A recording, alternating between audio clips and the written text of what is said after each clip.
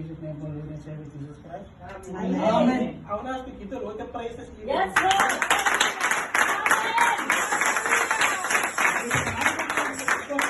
Everything that I've read have given God praise. Yes. But that's not what us that are still alive. We need to give God the praise. Yes. While we're still alive, the Bible says that Amen. dead cannot praise God. Yes. Yeah. So we that are still alive, we need to give God the praise. Once again, I say the last time again, to honor Yes. Yes, Pastor Chris and his wife. yes. In praise the name of Lord and Savior Jesus Christ. Even the leaders as well. Amen. And whoever. Yeah, the one below. In the book of John, chapter 1, from verse 17. For the law was given by Moses, but grace and truth came by Jesus Christ. But there's 3 points that I want to bring out of that scripture. First point is the law. Matthew said that Jesus told his disciples that the law came from Moses, but the law, Jesus said that I did not come to destroy the law, but came to fulfill it. Yes, So that time there was no grace in the old covenant.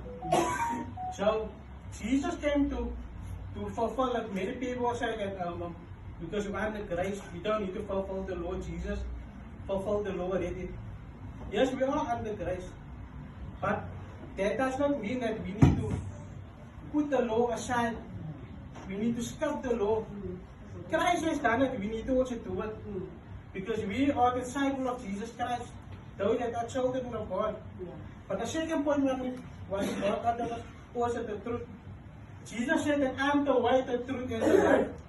No one goes to the Father but through Jesus Christ. There's no way to heaven. There's no way to be born again but through Jesus Christ. Jesus told Nicodemus that to enter the kingdom of God, you must be born again. So you must be led by the Spirit of God, and you must be born again. To know the truth, you must know the person of the truth. Jesus is the truth. Yes. And the last point is grace. That's my favorite part of all. Because I was saved by grace. I was not saved by anything else but by grace. It's by the grace of God. It's by the grace of God that we were here this evening. We went through a lot of struggles during the year, but we still here this evening. God still kept us. Yes, yes. We went to hardship. We need to no hardship. We look at those people that go through marriages, house, whatever, they want to lose their job. But grace is here. 2026 is the year of grace. So grace, the grace of God is amazing. Because I can think when I was coming into this world, and me that grew up in the house of God, that doing the wrong thing, smoking, whatever, but God told me that I have to stop smoking. That's grace. The Bible said that we were saved by grace through faith. So, by the grace of God, we are saved by our faith. Yes. So we need to believe that Jesus died on the cross of Calvary. He have rose from the dead. Yes, yes. We need to testify what that God has done. The Apostle John said that we have to testify what we hear and what we see. So that on you as a person that need to testify what has God done to you personally. Not what God done to the next person. To each and everyone here, we have a testimony. But your test will become a testimony. Your mess will become a message. That's only when you accept the Lord Jesus Christ. Because only God can make it a testimony. We cannot change people's lives by our own testimonies. We cannot change people's lives. But it's only God can change people's lives.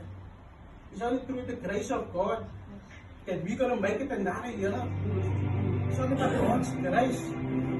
And God wants to restore the marriages here. God wants to restore those that have lost their job. Those that have person lost their job. God wants to restore that. God wants to restore families. God wants to restore health as well. And whatever you have lost, God wants to restore. Look what happened to Job.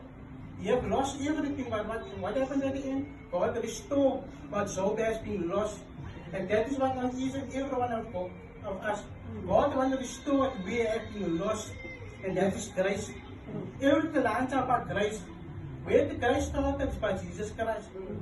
Because as I said in the Old Testament, there was no grace. Mercy was there, yes, but the grace was not there. Because once here they kill the goat and they have to like the goat for the sacrifice of the son.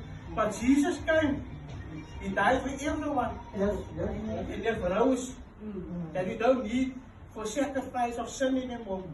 Jesus became the sacrifice. Jesus became the lamb. Just think about that, what Jesus had been slaughtered in the book of Isaiah. They struck him. They beat him. Yet the Bible said that he said nothing, he done no violence. But as I said that Jesus came and he rose from the dead, grace has started. And Jesus rose from the dead. He was the new covenant also. It does not start from the New Testament. It starts from the resurrection of Jesus Christ. And now we start here. Amen.